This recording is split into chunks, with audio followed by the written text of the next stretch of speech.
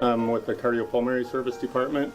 We deal with any of the patients that come to the hospital as an outpatient or an inpatient with any respiratory problems. I do a lot of the assessments and things like that. I have a great staff who helps me with the planning of the activities. I am the prior authorization representative. I do surgical associates, orthopedics, and OBGYN. Anything that you can think of with anesthesia, I am credentialed and trained and prepared to do. I am the EMS operations supervisor.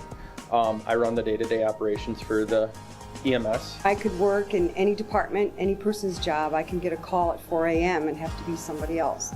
So I basically clean everywhere in the building.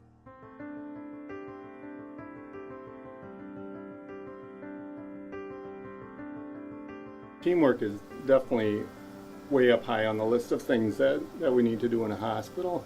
And here I've really felt that nurses, doctors, social workers, purchasing, everybody throughout, I've been able to call on anybody here and you get to know them after a period of time, and I've always had a real helpful response. They're willing to help whatever you need for that patient. I think it's good customer service, just spending a little bit of time talking to them and listening to them.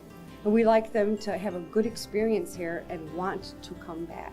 We want to be their provider. This organization is willing to invest in you. We want to offer the best possible experiences to not only the patients, but our coworkers. We want to be there for them. We want them to feel like we care about their needs. Our goal for our team is to give the residents that are here purpose in their life. We work a lot with the families to make sure that we're meeting the needs of those people also. If you're patient focused, everything else is kind of secondary and everyone's striving for the same goal.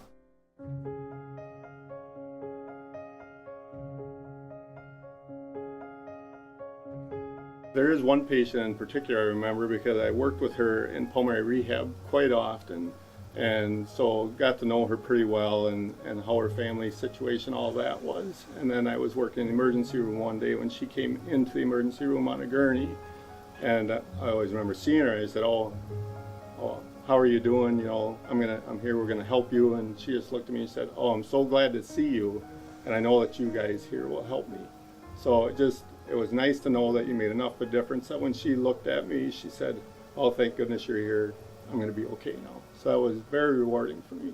This year I said I would really like it if we could celebrate our veterans here. We gathered all the residents and they did the 21 gun salute for us out of our back patio. And then they also called off each veteran's name and where they served. We had a CNA who got the idea. We had a little table set up, and she got the idea to bring one of the residents' pictures out from the service. And so then everybody started gathering pictures, and we had a table with their pictures on it. They were just lit right up. And we had one man that sits with his head down most of the time, and when they called his name, his hand went up like, here I am. It was great. It was like a tearjerker, and other people recognized it too, and there was a lot of pride here that day. It was just really special for the residents and for the staff. We had an OB patient who unfortunately had lost her insurance, and so I helped her go to the website to get help or where to find help, and we kind of coordinated that all together. She's very appreciative. She's got kids at home, she's pregnant, and we got it all figured out, and she got the insurance. People will have perhaps a diagnosis, and this is where that feeling of empathy comes in, and just being able to listen that I'm sorry, that this is a diagnosis that's new to them, that's a situation, that I've had where a new diagnosis of breast cancer. That's very hard. We give that patient the listening ear, the empathetic heart that they need. And we may not always see the benefit of that right away, but hopefully that patient goes away knowing that they're valued and that they are respected and that they are well on their way to recovery. I was at an open house for the Portage Fire Department, and every October they have a open house. And I was standing there next to the ambulance, and this little girl, she was about 5 years old, came up and ran up and gave me a hug and says, thank you. And her mom came over with a tear in her eye, and her mom just gave me a huge hug. I had taken this little girl down to the Children's Hospital that couple weeks earlier, that just, she was very sick. And the little girl didn't remember me, but the mom did. The mom had actually beat cancer, and the mom and I talked about it on the way down. And then for her little girl to be going through this illness, and me being able to be a part of that, because the mom was actually in the back of the ambulance with us because she was so little. And those are the things that make us do what we do. We do see bad calls.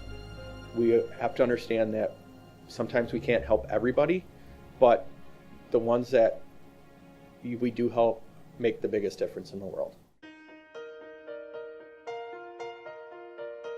I like their whole philosophy of, healing not just the body, but the mind and the soul. I'm more of the positive attitude. Negativity, I think, just brings you down. But people here can bring you up, or I want to bring a person up who's not having a good day. I think positivity just makes the world go round. We need to treat each other with respect and dignity and be treated how we want to be treated, because that's going to translate into better patient care, and patients are going to see that.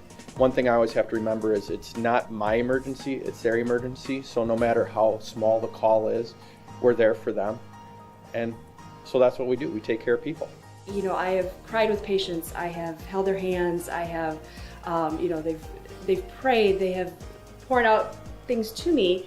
And in my role, that's something that I really appreciate. Each individual employee goes out of their way to make sure that the patient, to make sure that each other, the co-workers, are cared for and in a kind, respectful manner. It's kind of like this community owns this hospital. It's a happy place. I love my job. It's just a good place to work.